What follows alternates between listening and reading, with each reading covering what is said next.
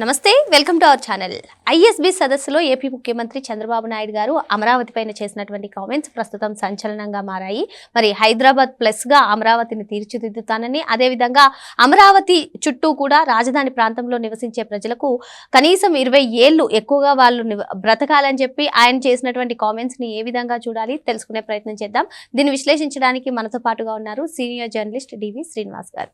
నమస్తే సార్. నమస్తే సార్, నిన్న ఐఎస్బి వేదికగా చంద్రబాబు నాయుడు గారు అమరావతి గురించి ఎటువంటి కామెంట్స్ చేశారో మనం చూసాం. మరి హైదరాబాద్ ప్లస్గా తీర్చిదిద్దుతానంటూ చంద్రబాబు నాయుడు గారు చేసినటువంటి కామెంట్స్ కానివ్వండి, మరి జీవన ప్రమాణాల గురించి ఆయన చేసినటువంటి కామెంట్స్, 20 ఏళ్ళు ఎక్కువగా జీవించాలి అంటూ ఆయన కోరుకున్న విధానం ఏంటి? అసలు కూటమి ప్రభుత్వం అధికారంలోకి వచ్చినప్పటి నుంచి కూడా అమరావతి పైన చాలా ఎక్స్పెక్టేషన్స్ ఉన్నాయి. దానికి తగ్గట్టుగానే ఇటువంటి ఐఎస్బి సదస్సులో కానివ్వండి, ఇంకా అంతర్జాతీయ వేదికలపైన కూడా అమరావతి గురించి ఎక్కువ ప్రస్తావన వస్తుంది. ఎలా చూడాలంటారు దీన్ని? అంటే నిన్న చేసిన పనులు నేటి చరిత్ర అన్నారు. నిన్న మనం ఏ పనులు అయితే చేస్తామో అది ఇవాళ చరిత్రగా మిగిలిపోతుంది.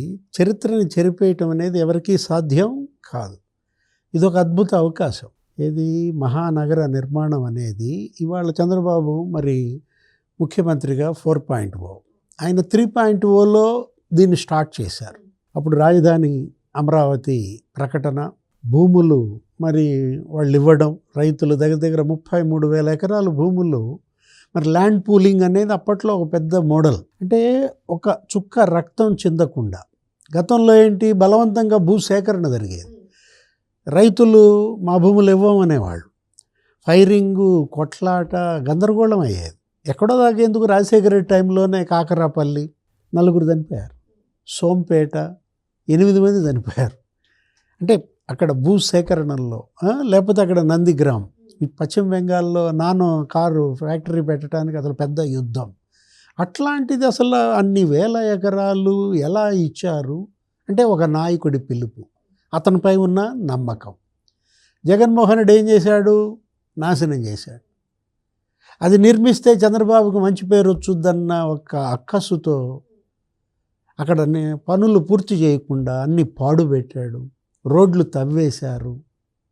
అసలు రోడ్డుకు అడ్డంగా తన పార్టీ కార్యాలయం కట్టాలని చూశాడు. 3 ముక్కలు చేసి ఏదో విశాఖ అన్నాడు, కర్నూలు అన్నాడు, వాటిని ఉద్ధరించింది కూడా లేదు. అక్కడన్నా విశాఖనేమన్నా అభివృద్ధి చేశాడా? కర్నూలుని ఏమన్నా మరి కన్స్ట్రక్షన్ చేశాడా? ఏమీ చేయకుండా అదే మనం అంటోంది, నిన్న చేసిన పనులు నేటి చరిత్ర. అంటే అటు అభివృద్ధి ఒక చరిత్ర, ఇటు విధ్వంసం ఇంకో చరిత్ర అన్నమాట. హైదరాబాద్ ప్లస్ నగరంగా నేను అమరావతిని నిర్మిస్తానంటూ నిన్న చంద్రబాబు చేసిన వ్యాఖ్యలు ఐఎస్బిలో. ఎందుకంటే హైదరాబాద్ ఆ రోజు మరి చంద్రబాబు సీఎం కావడానికి ముందు, అయిన తర్వాత అన్నట్టుగా చరిత్ర. ఈ మొత్తం ఇన్ఫ్రాస్ట్రక్చర్ డెవలప్మెంట్ అంతటికీ అప్పట్లో ఆయన వేసిన బీజం. ఇంటర్నేషనల్ ఎయిర్పోర్ట్, లేకపోతే ఔటర్ రింగ్ రోడ్, ఈ రెండే ఇవాళ తెలంగాణకి జిఎస్డిపిలో 25% వీటి నుంచే. అంటే రూపాయి ఆదాయం వస్తుందంటే తెలంగాణకి పావలా ఈ రెండింటి నుంచే వస్తుంది. Outer ring road, next international airport అనమాట. అంటే ఇప్పుడు సంపద సృష్టి అంటే అదే. ఏది మీరు ఇప్పుడు ఇక్కడ ఈ అభివృద్ధి చేసిన ఈ నిర్మాణాల వల్ల, ఈ నగర నిర్మాణం వల్ల ఇక్కడ భూముల ధరలు పెరుగుతాయి. ఇప్పుడు ఇవాళ కోకాపేట ఎంత వేలంలో పలికింది? 150, 160, 170 కోట్లు ఎకరం వేలంలో కొంటున్నారు. అంటే ఇక హైదరాబాద్ ప్లస్గా అమరావతి మారుస్తాను అంటే భవిష్యత్తులో అమరావతిలో ఎకరం భూమి 200 కోట్లు ఉంటుందా?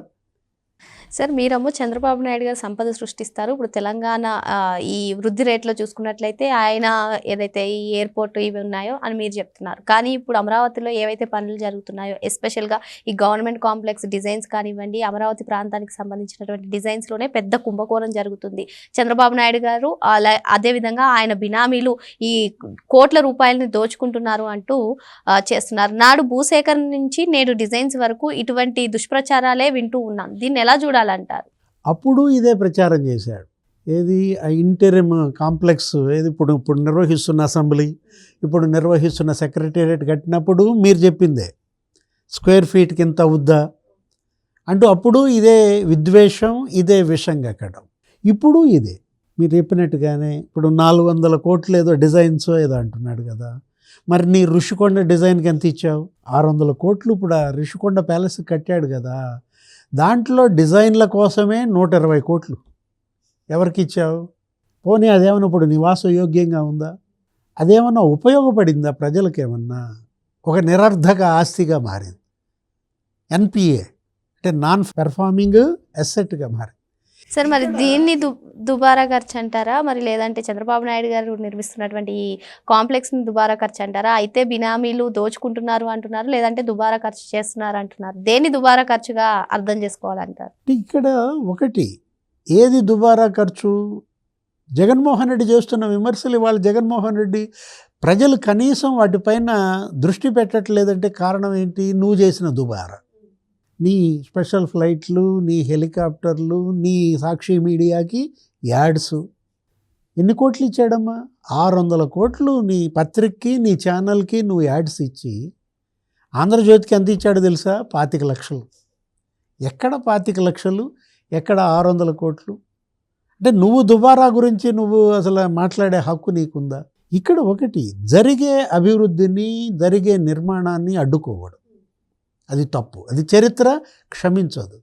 ఇప్పుడు ఆ రోజు చంద్రబాబు హైదరాబాద్ నగరం నిర్మిస్తూ వీటన్నిటికీ ఆయన ప్లాన్స్ ఇస్తూ వాజ్పేయి ప్రధానిగా ఉన్నప్పుడు వేసిన శంకుస్థాపనలు ఏది 99, 2004 మధ్య ఇవన్నీ కూడా ఒకే రోజు వాజ్పేయి హైదరాబాదులో 3-4 శంకుస్థాపనలు చేశాడు.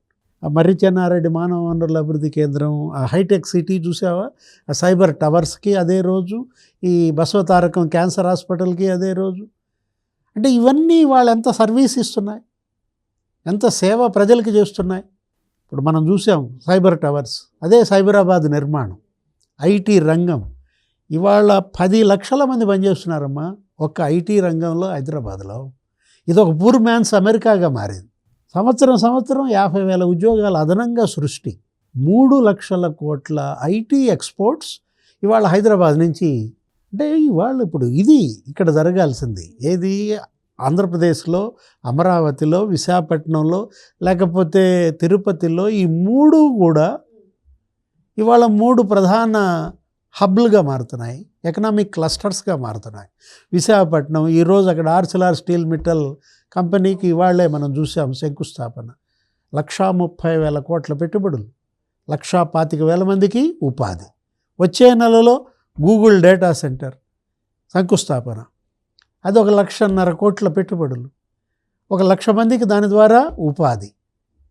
అంటే ఇప్పుడు మొన్న చూసావు క్వాంటమ్ వ్యాలీ శంకుస్థాపన, ఏది? అమరావతిలో ఒక క్వాంటమ్ సిటీగా ఇవాళ అమరావతి, ఏఐ సిటీగా అమరావతి. జితేంద్ర సింగ్ వచ్చారు కేంద్ర మంత్రి. ప్రధానమంత్రి మోడీ 3 సార్లు వచ్చాడు ఇక్కడికి ఈ 20 నెలల్లో. అక్కడ 2 లక్షల కోట్లతో శంకుస్థాపనలు చేశాడు. ఎక్కడ? విశాఖలో. 1,00,000 కోట్లతో ఇక్కడ శంకుస్థాపనలు చేశాడు అమరావతిలో. 15,000 కోట్లతో కర్నూలులో చేశాడు. అటు ఏంటి? సెమీ కండక్టర్స్ హబ్గా మారుతోంది. అక్కడ ఓర్వకల్లులో 15,000 కోట్లతో కొరియా నుంచి సెమీ కండక్టర్స్ ప్లాంట్ జపాన్ వాళ్ళు పెడుతున్నారు. అక్కడ ఏరోస్పేస్ సిటీగా, స్పేస్ సిటీగా తిరుపతి. అంటే రాయలసీమలోనే ఒక 7 లక్షల ఉద్యోగాలు, విశాఖ ఉత్తరాంధ్రలో ఒక 7 లక్షల ఉద్యోగాలు, ఇక్కడ ఈ విజయవాడ, గుంటూరు, అమరావతి అదే మహానగరం, ఇక్కడ ఒక 7 లక్షల ఉద్యోగాలు, మొత్తం 20 లక్షల ఉద్యోగాలు అనేది వాళ్ళ టార్గెట్. ఇప్పుడు 22 నెలలు, 23 నెలలు, 23 లక్షల కోట్ల పెట్టుబడులతో ఎంఓయూలు చేసుకున్నారు. అంటే నెలకి 1,00,000 కోట్లు. ఈ లెక్కన 60 నెలలు 5 ఏళ్లలో 60 లక్షల కోట్ల పెట్టుబడులతో ఎంఓయూలు చేసుకోవాలని, వాటిల్లో సగం గ్రౌండ్ అయినా 30 లక్షల కోట్ల పెట్టుబడులు, మరి అక్కడే నీకు 30 లక్షల మందికి ఉపాధి వస్తున్న దీంట్లో జగన్మోహన్ రెడ్డి కేసులే కేసులు. ఇప్పుడు ఈరోజు కూడా ఆర్సిలార్ మిట్టల్ మీద వేసాడా? ఏంచే ఉంటాడు. ఎందుకంటే గూగుల్ డేటా సెంటర్ మీద వేయించాడు. ఎవరు? ఆ గురుమూర్తితో. లులు మీద వేయించాడు, టీసీఎస్ మీద వేయించాడు, కాగ్నిజెంట్ మీద వేయించాడు. అంటే కంపెనీలు తెచ్చే పనిలో చంద్రబాబు, కేసులు వేయించే పనిలో జగన్. మరో అంశంతో మళ్ళీ కలుద్దాం. Thank you sir.